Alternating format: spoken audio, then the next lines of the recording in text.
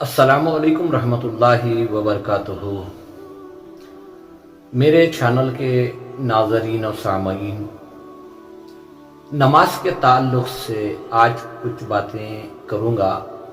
ہمیں یہ سمجھنا ہے کہ کیا ہماری نمازیں اللہ کے قانونوں کے مطابق، رسول پاک صلی اللہ علیہ وسلم کے طریقے کے مطابق ہو رہی ہیں؟ دوستو، نماز دین کا ستون ہے، مطلب بغیر ستونوں کے کوئی محل نہیں کھڑ سکتا۔ تو نماز کے لیے کہا گیا الصلاۃ عماد الدین، نماز دین کا ستون ہے۔ یعنی نماز جتنی اچھی ہوگی اس کے نتیجے بھی اتنے اچھے ہوں گے۔ اللہ سبحانہ و تعالیٰ نے بھی ارشاد فرمایا کہ ان الصلاۃ تنہی عن الفحشاء والمنکر، کہ بے شک نماز انسان کو ہر برائی سے، فحشائیت سے، جھوٹ سے بچاتی ہے۔ کیا ہمیں یہ احساس ہو رہا ہے کہ کیا ہماری نمازیں ہم پر اثر دکھا رہی ہیں؟ کیا نمازوں کے ذریعے سے ہمارے دل میں تقویٰ آ چکا ہے، ہماری زبان میں تقویٰ آ چکا ہے، ہماری نظر میں تقویٰ آ چکا ہے؟ بغیر سیکھے کوئی بھی کام صحیح منزل مقام تک نہیں پہنچ سکتا، یہ آپ بھی جانتے ہیں، یہ میں بھی جانتا ہوں۔ نماز پل صراط کی سواری ہے، نماز خبر کے اندھیروں میں روشنی کا کام کرتی ہے۔ نماز ایک ایسی عبادت ہے اسلام کے اندر جسے قرآن پاک کے اندر 600 کمی پیش جگہ کہا گیا کہ نماز قائم کرو۔ اللہ کو بڑی پیاری چیز جو ہے وہ ہے نماز۔ کیا ہم نے نمازوں کو سیکھا ہے؟ کیا ہم نے نمازوں کو سمجھا ہے؟ کیا ہم نے نمازوں کو سیکھنے کی کوشش کی؟ نماز کا مطلب ہے کہ بندہ اپنے رب کے سامنے حاضری دیتا ہے۔ نماز کے ذریعے بندہ اپنے رب سے ہم کلام ہوتا ہے، رب کے سامنے کچھ تکلیفیں کہتا ہے اور کچھ وہاں سے آرڈر لیتا ہے۔ نماز کا مطلب ہے کہ بندے اور اللہ کے درمیان ایک میٹنگ ہے، ایک گفتگو ہے۔ کچھ ہمارے کیے ہوئے اچھے کام ہم بتا رہے ہیں، کچھ نماز کے بعد کرنے والے کاموں پر وعدہ کر رہے ہیں۔ کیا ہم نے کبھی نماز کو سمجھا ہے؟ میرا بس اتنا کہنا ہے، کوئی بھی کام کیوں کر رہے ہیں پہلے یہ سمجھ حاصل کریں، کس لیے کر رہے ہیں، کس کے لیے کر رہے ہیں، اور وہ ہمارا کام کتنا اچھا ہو۔ دنیا کا کوئی بھی کام آپ جتنا اچھا کریں گے اس کے نتیجے بھی اتنے اچھے نکلیں گے۔ یہ دنیا کا دستور ہے، لیکن اللہ سبحانہ و تعالیٰ کا قانون بھی ہے۔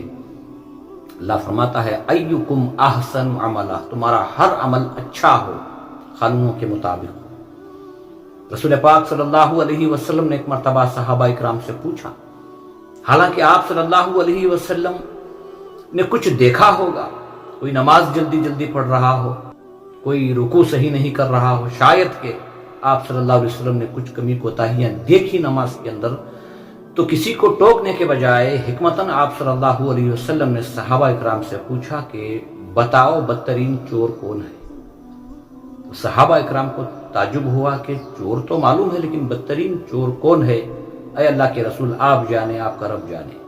تو آپ صلی اللہ علیہ وسلم نے فرمایا بدترین چور وہ ہے جو نماز کے اندر چوری کرتا ہے۔ تو پھر صحابہ اکرام کو تعجب ہوا کہ نماز پڑھنے کے لیے جو بندہ آیا ہے وہ چوری کیسے کرے گا؟ یا رسول اللہ، یہ کیسے چوری کرے گا؟ آپ صلی اللہ علیہ وسلم نے فرمایا نماز اللہ کا حق ہے، فرائضوں کو سمجھ کر، سنتوں کو سمجھ کر ادا کرے گا تو اس کا صحیح حق ادا ہوگا۔ نماز تو پڑھ رہا ہے لیکن نہ فرضوں کی سمجھ ہے، نہ سنتوں کی سمجھ ہے، نہ رکوع کے الفاظ صحیح کہہ رہا ہے، نہ سورۃ الفاتحہ صحیح ہے، نہ کوئی سورت جو پڑھ رہے ہیں وہ صحیح سیکھی ہے۔ جو کچھ نماز کے اندر دہرانے والے کلمات ہیں ان کلماتوں میں کتنا صحیح ہے، کتنا غلط ہے، یہ ہمیں جاننا ہوگا، یہ ہمیں پہچاننا ہوگا۔ اور اتحیات میں جب بیٹھے ہیں سلام پھیرنے کے لیے، وہاں بھی ایک اتحیات پڑھی جاتی ہے، ایک درود ابراہیمی پڑھی جاتی ہے، دوسرا دعائے معصورہ پڑھی جاتی ہے۔ کیا ہم نے کسی کے سامنے ہماری اپنی نمازوں کو چیک کیا؟ کیا اگر چیک نہ کرے بغیر اگر ہم نمازیں پڑھیں گے، کل قیامت کے روز اگر ہماری نمازیں اندھی، لنگڑی، گونگی اگر یہ نکلیں گی تو ہم کیا کریں گے؟ وہاں پچھتائیں گے ہم کاش ہمیں اس بات کا علم ہوتا تو ہم نمازیں درست کر لیتے. دوستو وقت ہے. اگر کسی سے پوچھنے کے لیے شرم آ رہی ہے تو آپ کے پاس موبائل ہے. آپ نماز کا طریقہ موبائل کے ذریعے سے بھی سیکھ سکتے ہیں. میرا کہنا ہے کہ آپ اور ہم کو چاہیے کہ ہم نمازیں سیکھیں، نماز کو سمجھیں. اللہ نے جو کہا ہے کہ ان صلاتی تنہا عن الفحشاء والمنکر، تو اس بات کو ہم غور کر کے اپنے آپ پر دیکھیں کہ کیا میں جو نماز پڑھ رہا ہوں اس نماز کے ذریعے میرے اندر کتنی اچھائی آ رہی ہے، میری زبان کتنی تقوی والی بنی ہے، میری نظر میں کتنا تقوی آیا ہے، کیا میرا ذہن پاک ہوا ہے، کیا میرا دل پاک ہو رہا ہے. اس نماز کے ذریعے سے اس بات پر ہمیں غور کرنا ہوگا. موت سے پہلے موقع ہے ہمارے لیے. ہم ہر عمل کو سمجھ کر جان کر کریں گے تو ہمارے مرنے کے بعد وہ ہماری عبادتیں ہمارے ساتھ رہیں گی. اگر وہ اچھی ہیں تو اچھی بن کر رہیں گی. نہیں، اگر ہم نے نماز میں چوری کی، جیسا کہ رسول پاک صلی اللہ علیہ وسلم نے فرمایا بدترین چور وہ ہے جو نماز کے اندر چوری کرتا ہے، خیانت کرتا ہے. جو حق ادا کرنا ہے، ظاہری ہو چھپا ہوا ہو، اس میں کوتاہی کرتا ہے. یعنی رکوع صحیح نہیں کرتا، کھڑنے کا ڈھنگ صحیح نہیں ہے، قرآن پاک کی آیات پڑھ رہا ہے، تسبیحات پڑھ رہا ہے، لیکن اس پر غور و فکر نہیں ہے، تو دوستو یہ چوری ہو جائے گی اللہ کے حق میں. کیونکہ نماز ایک اللہ کا حق ہے. بندہ ادا کر رہا ہے یہ سمجھ کر کہ میں اللہ کے لیے پڑھ رہا ہوں، لیکن اس کا اگر وہ پڑھنا صحیح ہوگا تو اللہ کے یہاں تمہاری یا ہماری نماز پسند آئے گی، اور اس کے نتیجے بھی ہماری زندگی میں اور ہماری آخرت میں ہمیں دکھائی دیں گے. ذرا غور کریں، ذرا سمجھیں کہ کیا ہم نے نمازوں کو سیکھا ہے.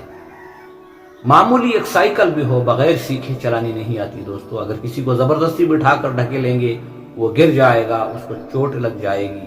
یا وہ موٹر سائیکل ہو، کوئی بھی سواری ہو، بغیر سیکھے اگر آپ ڈرائیو کریں گے تو آپ کو نقصان اٹھانا پڑے گا. ہو سکتا ہے آپ کے ذریعے سے سامنے والے کا بھی نقصان ہو جائے.